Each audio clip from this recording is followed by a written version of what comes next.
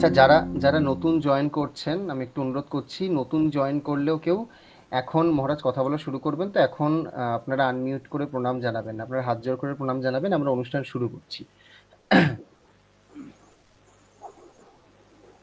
ওম স্থাপকায় চ ধর্মস্য सर्वधर्म स्वरूपिणे अवतार वरिष्ठाय रामकृष्णाय ते नमः।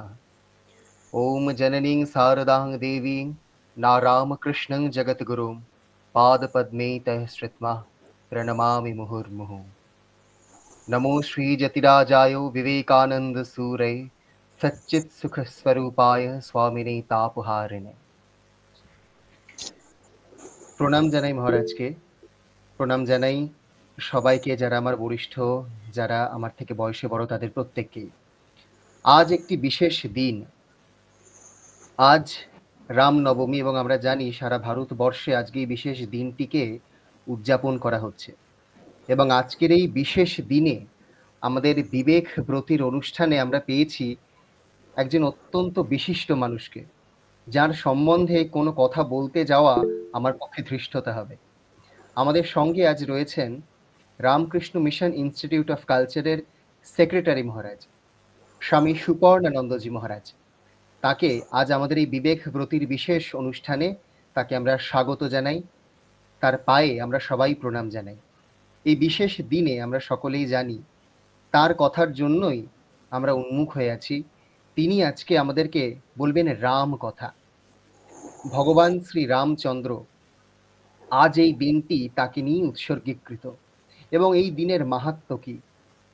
রাম গোটা ভারতবর্ষের কাছে, গোটা ভারতবর্ষের ঐতিহ্যের কাছে রামের পুজো করা, তাকে মনন, তাকে স্মরণ করা ঠিক কতটা গুরুত্বপূর্ণ, আজকে এই কথা শোনার জন্যই আমরা সবাই মহারাজজির কাছ থেকে আমরা অপেক্ষা করে আছি।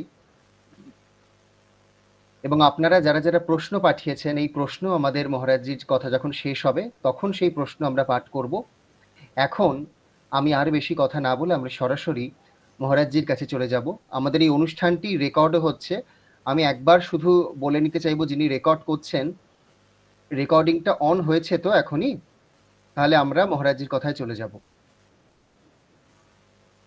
তাহলে আমি আর কথা বাড়াবো না, সবাই একটু মিউট থাকবেন, সরাসরি মহারাজের কাছে চলে যাব।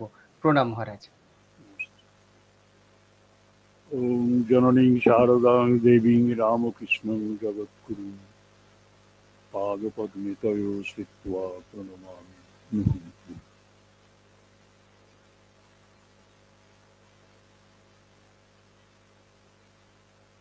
ওম আপদাম অপহর্তারং দাতারং সর্বসম্পদাং লোকাভিরামং শ্রীরামং ভূয়ো ভূয়ো নমাম্যহং।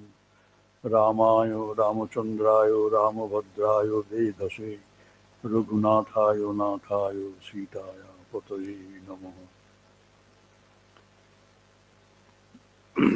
আজ শ্রী রাম নবমী।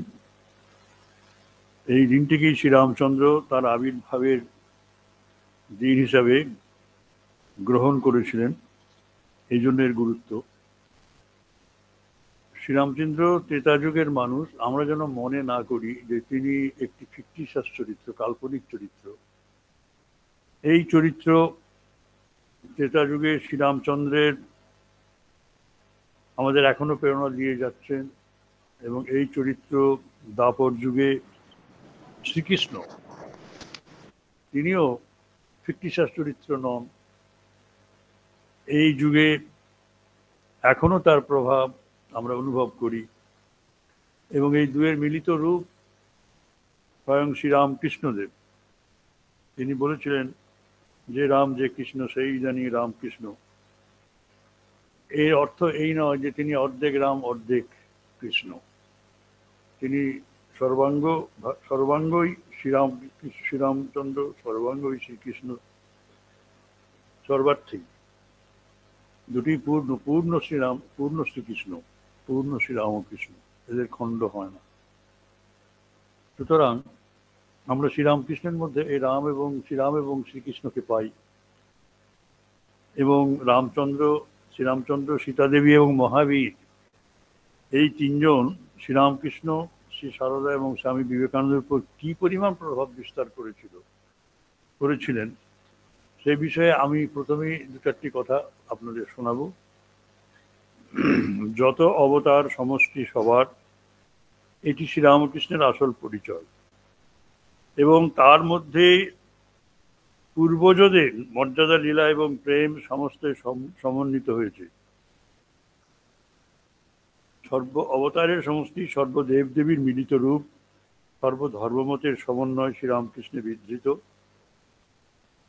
সুতরাং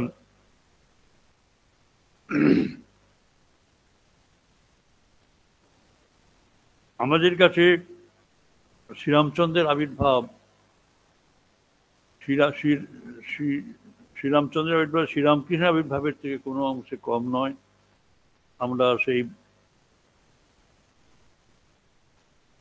বোধ বুদ্ধি নিয়ে, শুধু তাই না, সেই রকম শ্রদ্ধা ভক্তি নিয়ে তার কথা শুনব।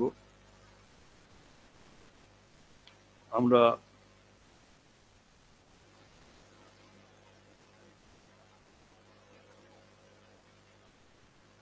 শ্রীরামকৃষ্ণের সাধন জীবনে দেখি যে তার পঞ্চবটির তলায় মা জানকীর প্রথম দর্শন হয়।